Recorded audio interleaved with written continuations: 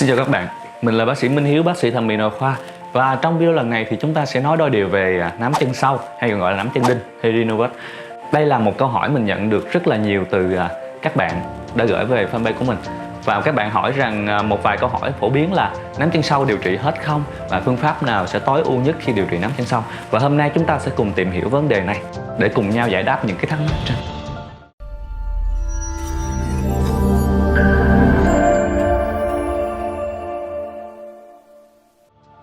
Đầu tiên, nám chân sau là một cái tình trạng tăng sắc tố, nó sẽ không phụ thuộc vào ánh sáng. Có nghĩa là nó sẽ là một trong những cái loại sắc tố là di truyền.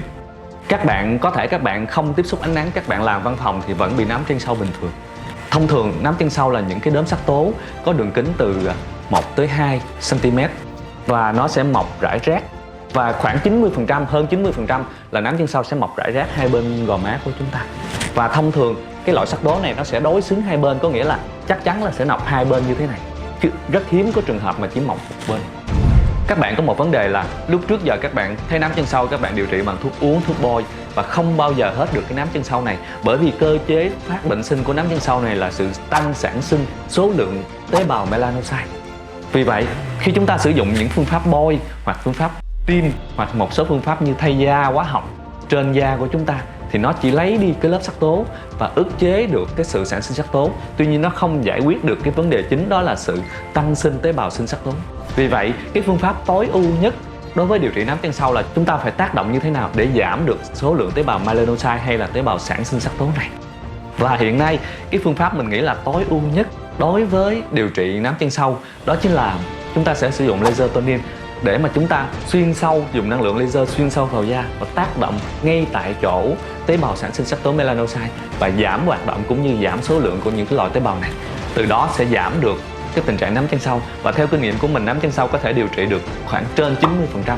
Và một tin mừng nữa mình muốn báo cho các bạn, đó là nám chân sau sẽ không bao giờ bị tái lại nếu chúng ta điều trị đúng phương pháp và đúng cái tần suất khoa học.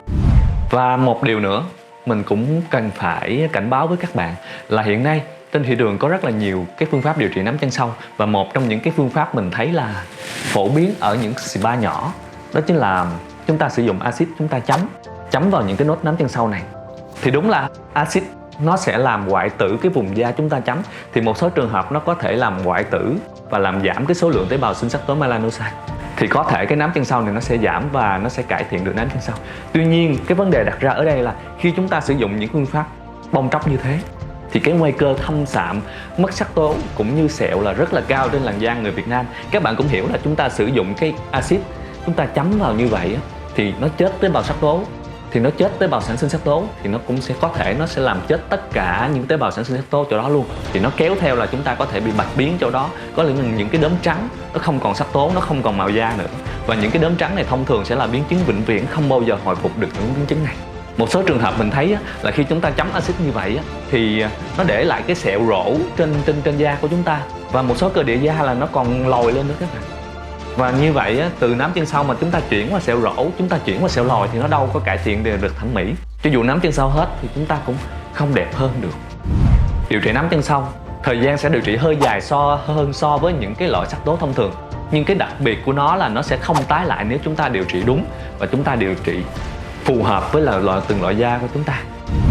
Một câu hỏi đặt ra nữa là các phương pháp thuốc uống và thuốc bôi thông thường sẽ cải thiện được bao nhiêu % nám chân sau? Thì theo kinh nghiệm của mình thì đối với phương pháp bôi và uống thì chúng ta sẽ không giải quyết dứt điểm được tình trạng nám chân sau. Có thể là chúng ta sẽ cải thiện được khoảng từ 40 cho tới 50% sắc tố. Có nghĩa là chúng ta ức chế được. Khi mà chúng ta bôi thì sắc tố nó sẽ giảm được 40-50%.